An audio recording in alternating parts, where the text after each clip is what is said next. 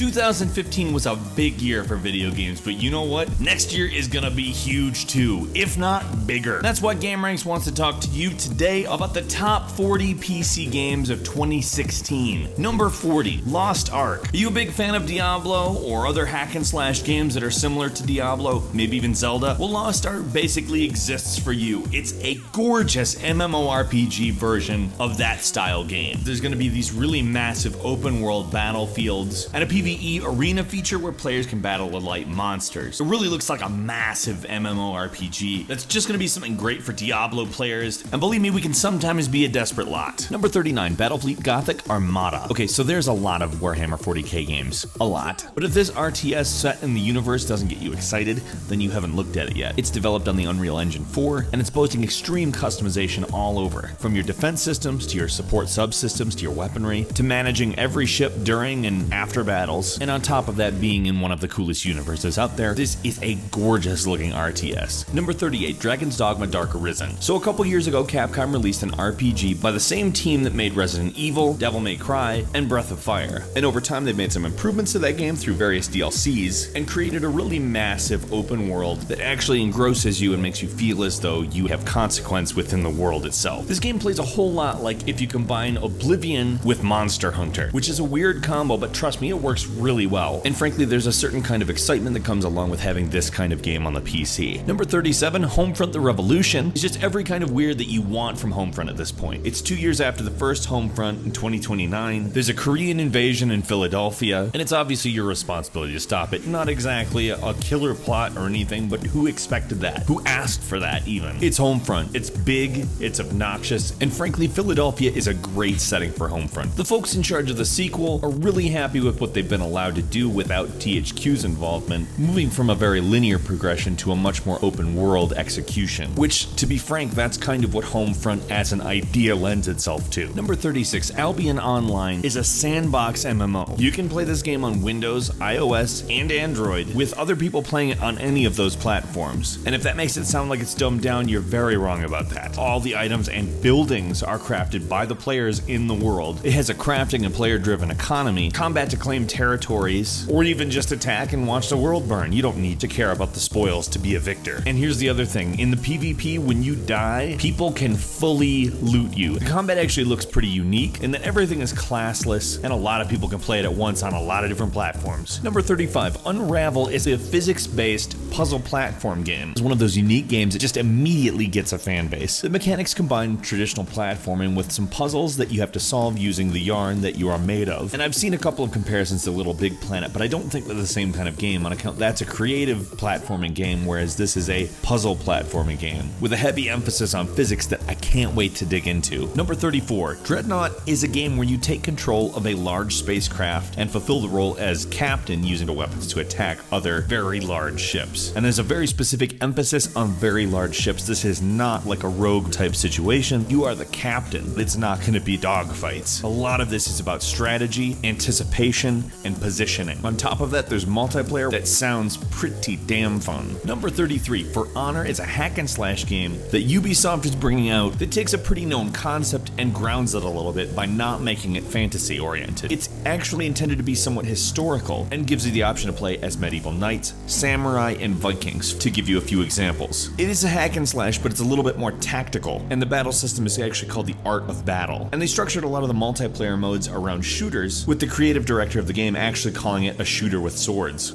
Yeah, sign me up, thanks. Number 32, The Witness is Jonathan Blow's next game, and essentially is kind of like an open world puzzle game, if that makes sense to you. It's inspired by Myst, so anybody who is from my age bracket is gonna go, oh, maybe I will try that. It has been in development for a very long time, and it really does look like an advanced title that does have a bit of mystery surrounding it, as Jonathan Blow has actually kind of avoided telling people what the big core mechanic is, calling it kind of a spoiler. Now, Braid was a great game. I love Myst. I really look forward to see what Blow comes up with. Number 31, Shadow Warrior 2. Now, you may not remember the old Shadow Warrior games. That's fine. 3D Realms hasn't existed in quite a while. It's from the Duke Nukem era, though. Shadow Warrior is kind of a so violent it's funny game, but it also is touting a much more clever sense of humor and mechanics that really just get why old school shooters were good, but don't just leave them exactly as they were. Now, the reboot came out in 2013, and clearly Shadow Warrior 2 is the sequel. And from the looks of it, it's going to build a lot on the original game, including a procedural damage system, bringing in the ability to blow off limbs and body parts. Number 30 is Plants vs. Zombies Garden Warfare 2, which is obviously sort of a weird mashup between a third-person shooter and a tower defense game. But this is basically an update on what is a very massively popular game that has a weird, fun charm that for some reason I can't put it down when I play it, with a very large amount of improvements, everything from the user interface to just the amount of modes. It does have a story, but it's basically a turf war, and it's not really necessary. I'm a big fan of the first, and I'm really looking forward to the second. Number 29, Tom Clancy's Ghost Recon Wildlands is a tactical shooter and is the very first entry to the Tom Clancy series that has an open world environment. Now the game is not set in the future, instead it's set in present day Bolivia, and a certain special operations unit, the Ghosts, are sent in to try to reveal a connection between a drug cartel and the local government. I'm pretty excited to see if Ubisoft actually pulls this off, because we see plenty of fantasy open world games, but not so much tactical shooters in an open world. That's gonna be interesting. Number 28. Adrift is a first-person interactive fiction game, meaning it's a walking simulator, but let's stop calling that a genre that's bad. They're not always done right, I'm not saying they are, but neither is any other genre. Adam Orth basically came up with this idea after he really screwed up and said deal with it in regards to the original Xbox One DRM stuff. Hopefully Adam Orth is a better writer and game designer than he is a PR man. Number 27. Darkest Dungeon combines a mix of real-time movement and turn-based combat and this art style that is one of the most memorable I have seen in a very long time. Stress actually plays a factor in this. If stress gets really high and it remains unchecked, they actually develop afflictions, which from the looks of it seem to be kind of like status ailments. I like that. And to just point out one other thing, why is it that side-scrolling RPGs are happening so much and looking so cool? Number 26, Dark Souls 3. Did you like Dark Souls 1, Demon Souls, Dark Souls 2, Bloodborne? I mean, that's a long list of games that are from the same developer that follow a similar formula and are all great. On top of that, they're adding a few combat mechanics like Ready Stance, which are essentially special abilities. And on top of that, all of the levels are designed basically just to kill you. Tell me, what more could you ask for with a Souls game? Number 25, No Man's Sky. A totally procedurally generated universe that you get to explore in a spaceship, combat enemies that are unique to every planet, and generally just see things that you could probably never imagine without having dipped your toes in No Man's Sky. Everything we've seen of this game looks amazing, and it's almost hard to believe that it's real. In fact, that's the reservation people have about it, if it will actually deliver on the massive promises that it's made. So far, it's looking pretty good though, I have to say. Number 24, Firewatch is this game that looks incredibly interesting. The art style is like a painting that has come to life. You play as Henry and you uncover clues about various weird things that have been happening around you, and somehow relate back to a security tower being pillaged while he was out on patrol. Intrigue is what we are dealing with here. It actually relates to real life, as it happens in the aftermath of the Yellowstone fires of 1988. Apparently the game doesn't have a whole lot of combat, if any at all, but it takes a lot of its inspiration from BioShock, namely Atlas, and how he interacts with the player. Number 23, Mafia 3 is a highly anticipated new entry to the Mafia series. If you're a fan of either of the first two games, I'm sure that this is a really big interest for you. It takes place in 1968 New Orleans. Oh, it's open world. Hopefully a little less hub-like than previous Mafia games, but still, you'll be able to interrogate NPCs, and on top of that, you can recruit lieutenants from a cast of available characters, including the protagonist from the previous game Mafia 2. Number 22, Street Fighter V. So for one, the art style of Street Fighter V is fantastic. It looks amazing. I have never seen or imagined a Street Fighter that looks this good. And on top of that, they bring back some of the best features of Street Fighter 3, like the EX gauge, as well as the stun meter, which honestly 3 was definitely an underrated entry into the franchise. And though Street Fighter 4 didn't exactly do away with everything, for whatever reason didn't get as much attention as it maybe should have. In my opinion, it's probably because it wasn't quite the transition between 2D and 3D that the Street Fighter V looks to be. Number 21, Endless Space 2 is a turn-based strategy science fiction 4X game. Up to 8 players, either AI or real people playing, basically try to take over a randomly generated galaxy. It had a little bit of a learning curve, but people really liked the original. Endless Space 2 seems like it's a little bit secretive at the moment, but the footage that they have shown is absolutely gorgeous. As far as 4X games go, this might be the one that kind of widens the reach of the genre. 20, Far Cry Primal is an action-adventure game, and really isn't that different than the regular Far Cry series on paper, except it's set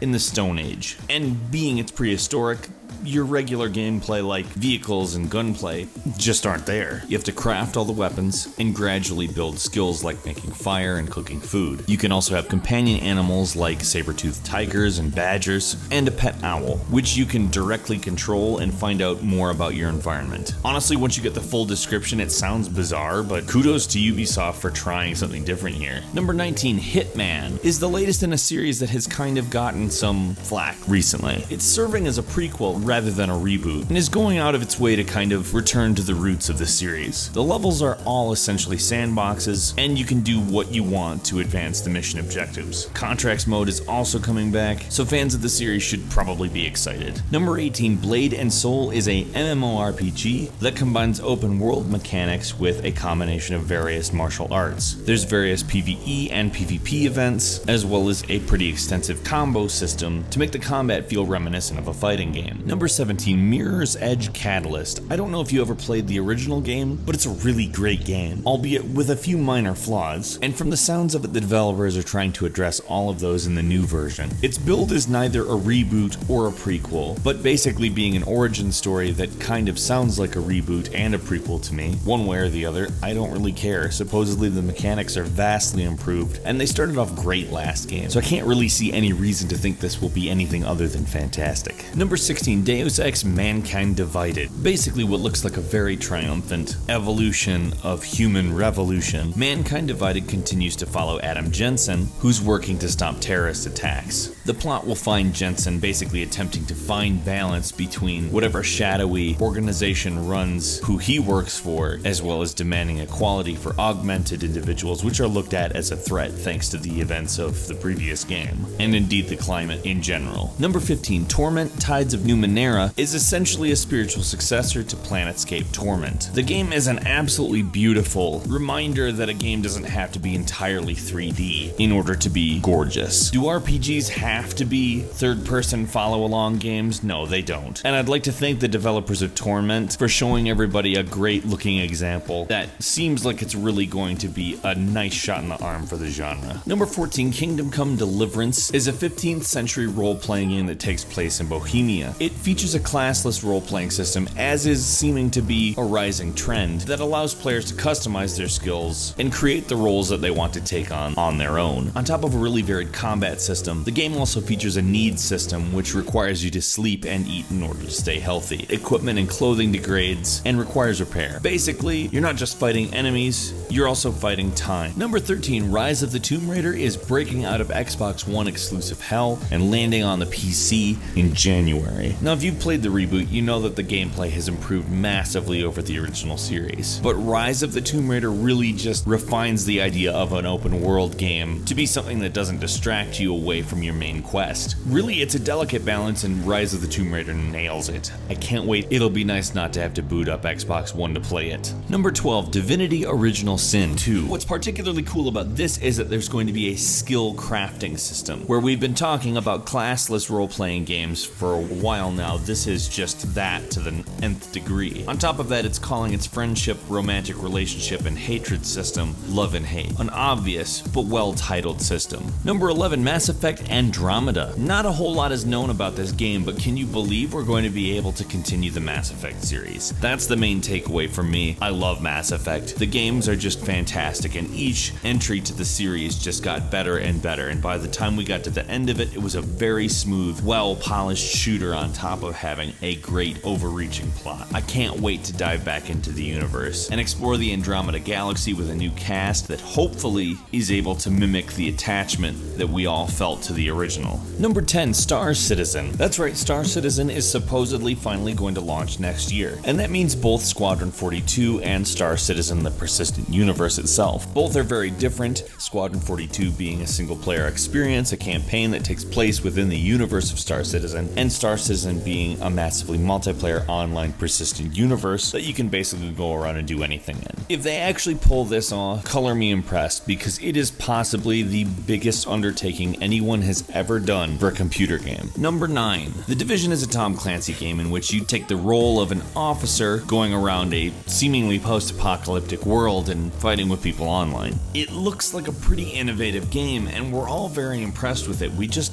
kind of wanted to come out. Number 8, World of Warcraft Legion, the 6th expansion set to the massively multiplayer online game. Obviously, World of Warcraft is what I'm talking about.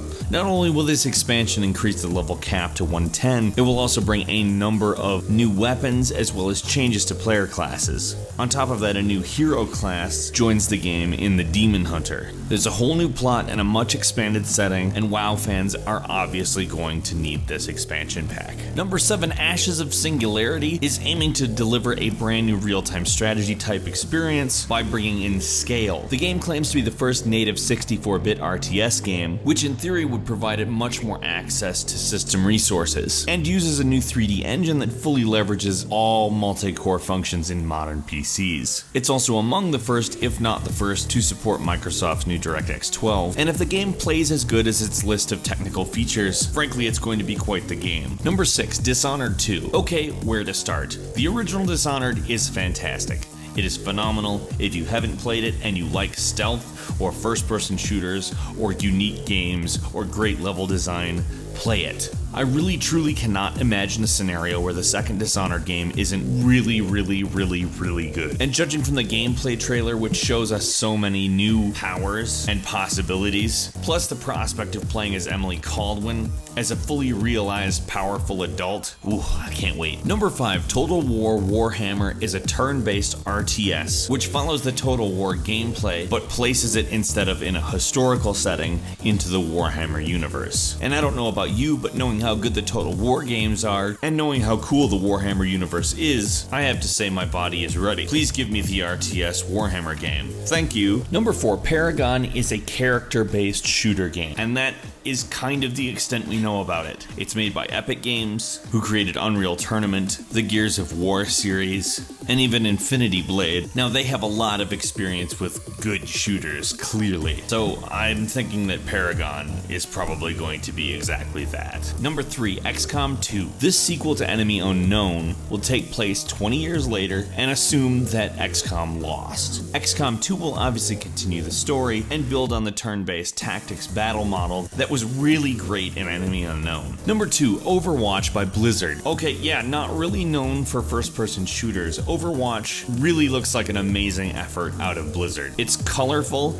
it's gorgeous, it's free to play, and features squad-based combat for 2 opposing teams of 6 players apiece. It really just looks like a cool world, and the gameplay itself looks like a good balance between arcade and PC shooters. And finally, number 1 is the Doom reboot. What spent many years being refined as first Doom 4, which would have been the newest entry in a continuity, Bethesda and id Software went back to the drawing board and created a reboot. They realized they needed to take the core Doom gameplay and update it. It can't just be another shooter. It's Doom. It's the mother of all shooters. But id Software, under the guidance of Bethesda, who has done the same thing before with Fallout 3, taken a franchise and changed it significantly while retaining great elements from the originals to very good response. To put it in the simplest way possible, I believe it can happen. And after seeing the footage, I am more than excited about Doom. What are you looking forward to the most in 2016? There's a lot of games coming out, so frankly,